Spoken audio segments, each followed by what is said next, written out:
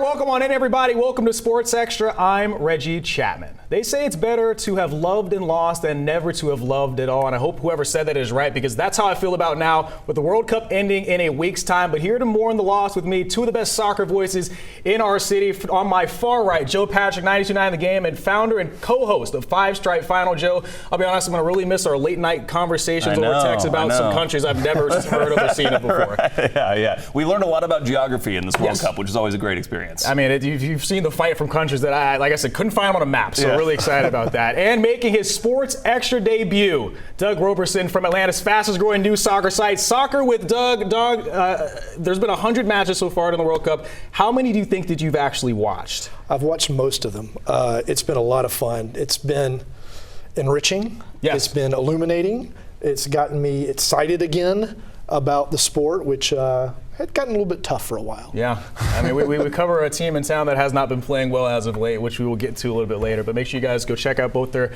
websites, because they do fantastic work. And like I said, some of the best soccer voices in our city. And they've been paying a lot of attention to this World Cup, and it's really been impressive what Atlanta, it feels like they've been doing. The World Cup final will be in a week's time, but we've got one more chance here in town with the semifinal on Wednesday. Joe, you've been around the city a lot, just checking out all the different fan fail and different events.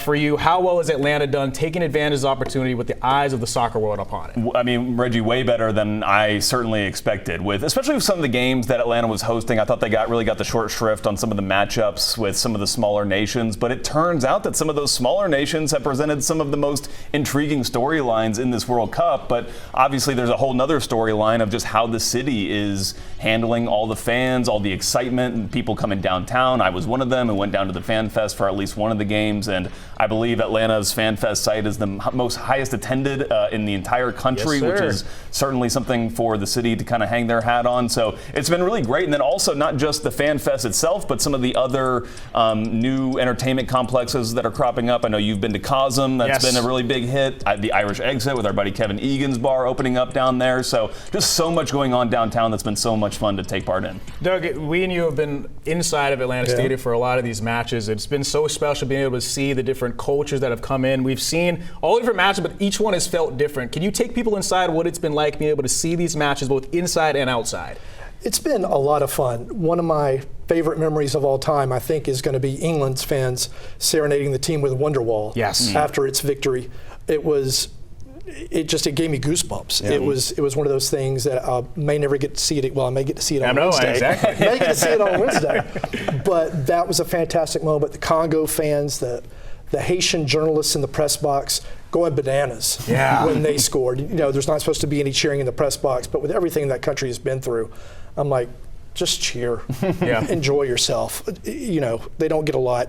Just have fun. It's been so cool to see, and like obviously we've been to the stadium a lot of times, but I feel like there's been some moments over the course of this tournament that I think we'll never see again, but also just like the crowd energy has been unbelievable. I mean, that first Haiti goal they scored, I think that's the loudest I've heard that stadium, rivaling maybe the Indiana pick six versus Oregon in the college football playoffs. I mean, it's been incredible, the sights and sounds from this tournament. And now it all comes down to this one final match, 8 of 8 coming up on Wednesday as Argentina takes on England on Wednesday in the semifinal, which should be an incredible game. I do have to talk about this Argentina team. They get to this point after going unbeaten in this tournament, but has not looked incredible at certain times. They've had to come back from multiple wins, multiple games. They get the win over Switzerland last night.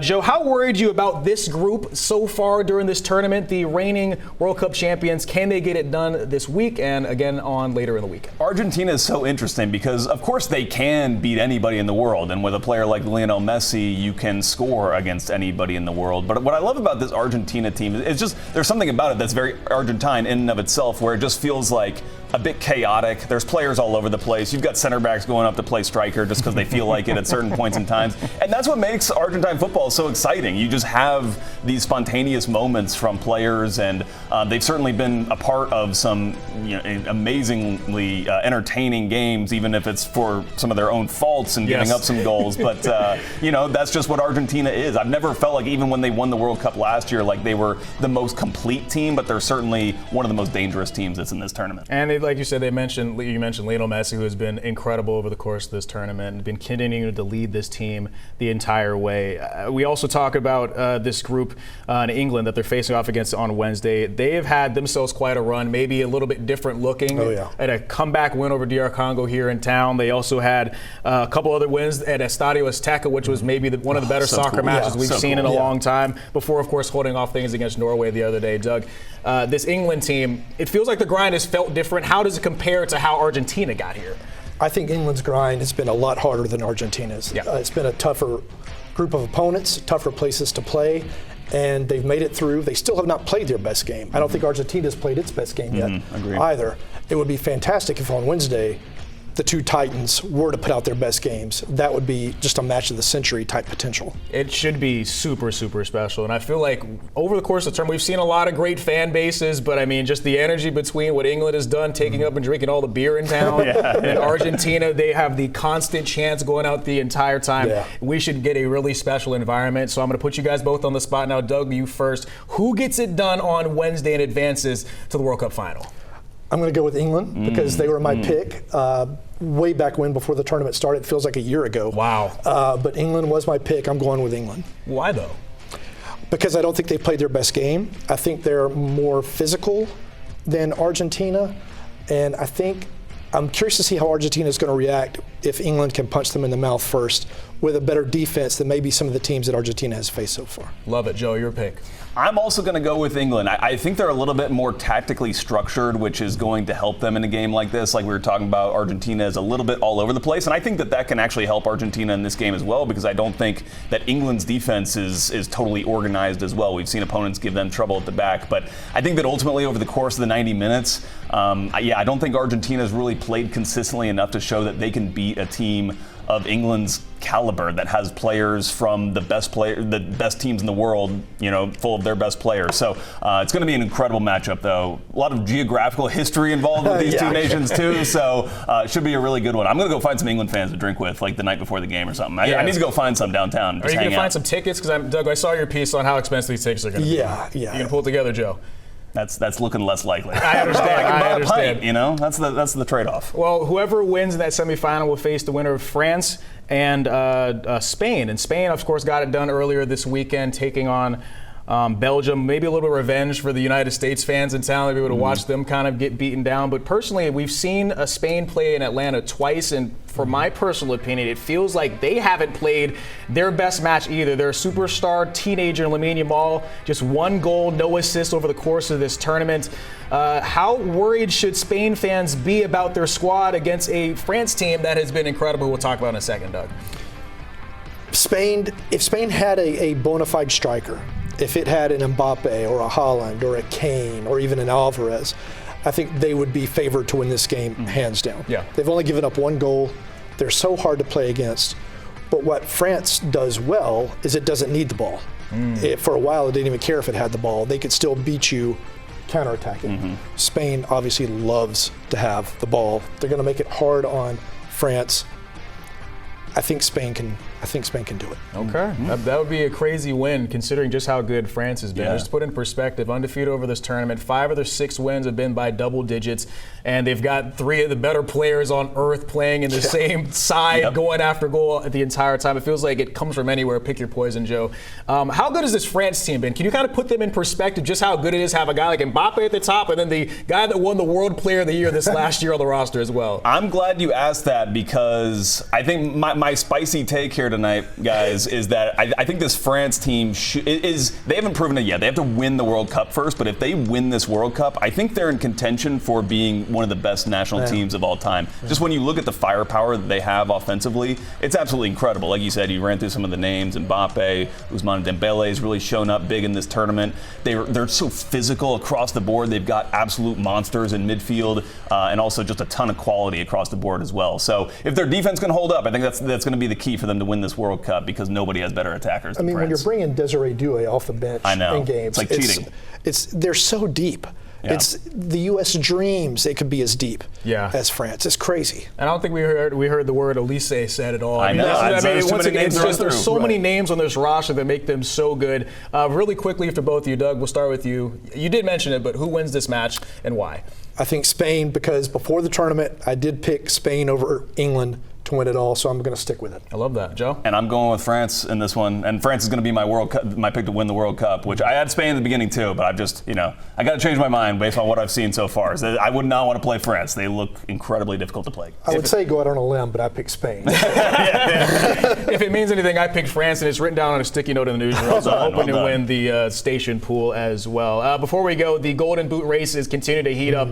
Another one of the best scorers in the tournament is officially out in Holland, but you've still got Mbappe, you've still got Kane, you still got Bellingham, and of course you still have Messi as well. Who ends up getting it done, Joe?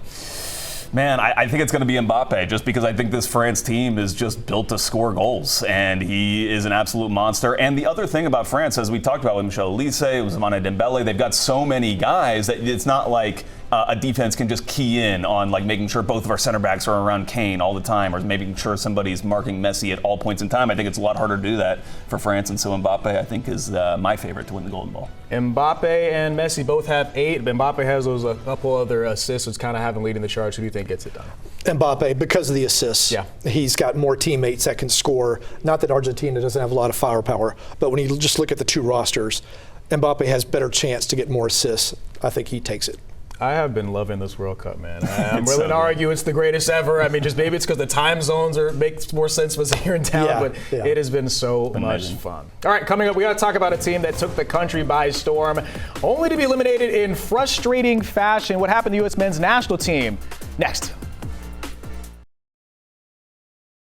All right, welcome back to Sports Extra, everybody. I'm Reggie Chatman. We've been watching so much soccer that I kind of got lost track of time. My producer, Megan, had to remind me that the U.S. match was actually earlier this week. They lost to Belgium, which is crazy. There's been plenty to talk about this men's team, and I think personally it's really good that soccer has become such a forefront of our media right now that everybody's talking about it, even if it's in disappointing fashion with their loss to Belgium earlier this week. Doug, a disappointing loss after what had really been an incredible tournament for this team. They had made everybody start to believe. Your major takeaways on what went wrong for this group? It's not what went wrong.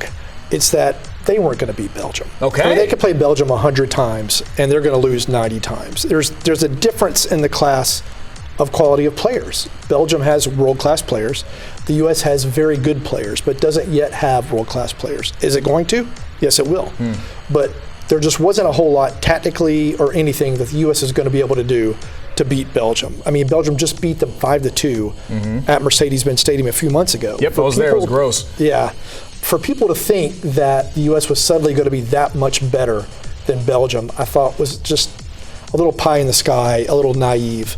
It wasn't going to happen. Well, it's funny because it feels like a lot of the reasons people thought that is because after all the controversy with Balogun, being able to get him back after getting his red card, I guess, suspended or whatever the hell they decided to do. Joe, but Balogun goes out there. He's been a good player for this. He does not score in the match.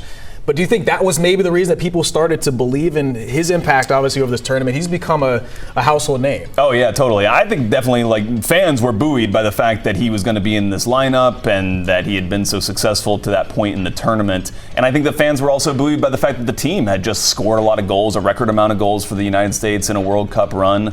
But ultimately, they couldn't complete a 5-yard pass in this game. It was they lost to the occasion more than the opponent, in my opinion. I mean, I know Belgium, to Doug's point, is very good quality, but to me, I was watching on the first goal that Belgium scores, a bunch of the United States players just watching a ball bounce in their own box, and that's something that you should learn from a school age not to allow happen. So I think there were just some fundamental things, and there was a lot of pressure and added attention to this game because of the Balogun situation, and ultimately the players just came up short in passing that test.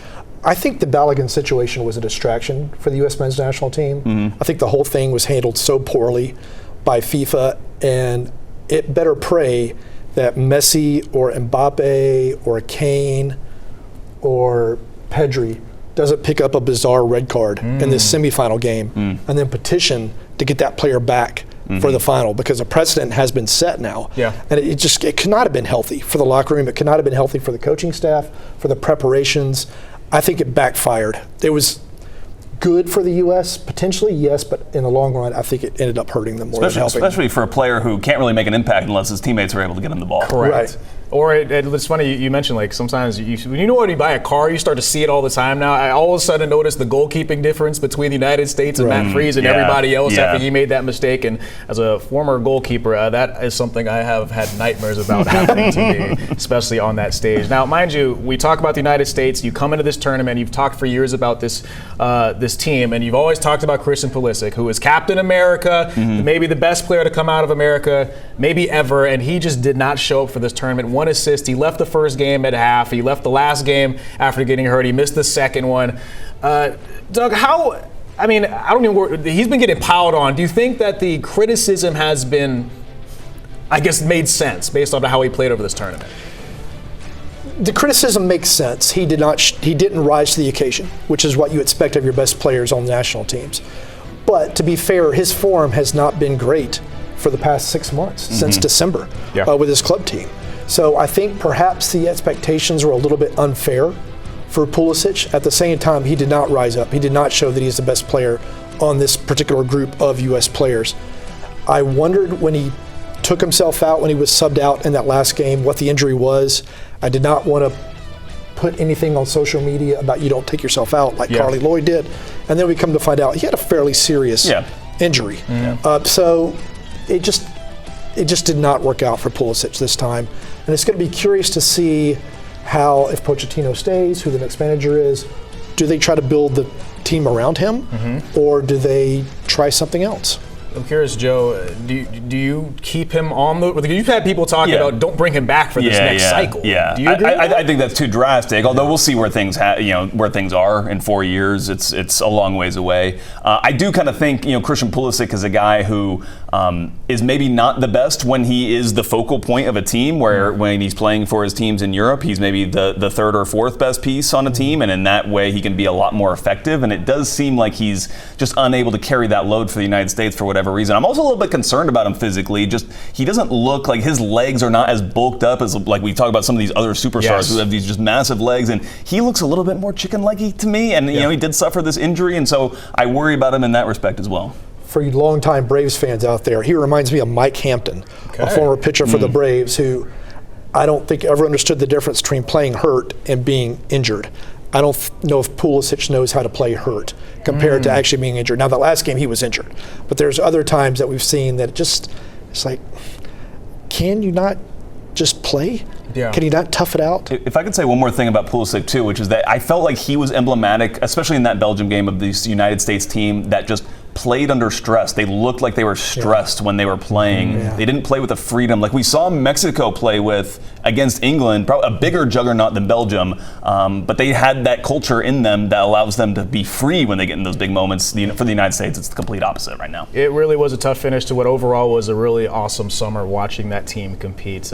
Anyway, we got to go up next here. Baseball stars of the future. They've been decided. We watch a lot of good players from out here. We're breaking down the local draft picks after the break. All right, welcome back to Sports Extra. We didn't have to wait long to hear local names called for the Major League Baseball draft this weekend. The Minnesota Twins picked Georgia Tech standout Von Lackey, number 3 overall. Lackey joined his former coaches and teammates at his alma mater at Collins Hill High School to celebrate a massive day for a player that didn't have a college offer until his senior season on campus. I didn't know what to think. It's going to be the same answer the whole time. I don't even know how to process it, so I'm just glad everyone's here and everyone's in one spot, so it's good. It just goes fast, which is crazy because I feel like I was just here playing at Collins Hill, so it's just cool to see kind of the development of me and kind of the people that are here supporting me. It's kind of cool. And the Tech to MLB pipeline continued a couple picks later when the Athletics picked Jackets outfielder Drew Burress with the 8th overall selection. A lot of happy faces at his draft party down in Houston County. The A's are in a really good spot right now, and I think they just need a little something to get over the edge, and I think I can bring that. I know that winning's a skill, and I have the skill, and I think that it's something that is going to happen here in the really near future for the A's, and we're going to go and win a World Series and win pennants and whatever else too. So let's do it. And it was the Braves' turn just one pick later, and with the 9th overall selection, the team took University of Virginia outfielder A.J. Gracia. He's a left-handed hitter who walks more than he strikes out. Now he's ready to be a Brave. It'd be hard to find another organization that's been better than them in terms of development the last couple of years. So obviously super happy and grateful to be a part of that. I'm really just happy to get to work at the end of the day. And on Sunday, a familiar player was picked by the Braves. Tech outfielder Parker Brosius was selected in the 9th round with pick number 262 overall by Atlanta. And at number 37 overall, it was the Rhino, the Golden Spikes winner, Daniel Jackson. He's headed to the Colorado Rockies. He will join the same system as Georgia's other Golden Spikes winner, Charlie Condon, who went number 3 overall back in 2024. I can't wait to keep cheering on all these guys. We'll wrap things up when we come back. Final block of Sports Extra, and we're talking about the United States men's national team once again, a team that took this country by storm, and it feels to me, Joe, like it's changed the future of soccer here in our country. I think for sure, and tough for the U.S. to go out in the way they did. I'm sure that diminishes some of the excitement, but still, so many people have been introduced to players that they're going to take interest in on weekends. I want to see U.S. Soccer take advantage of this opportunity by making everything available to everyone.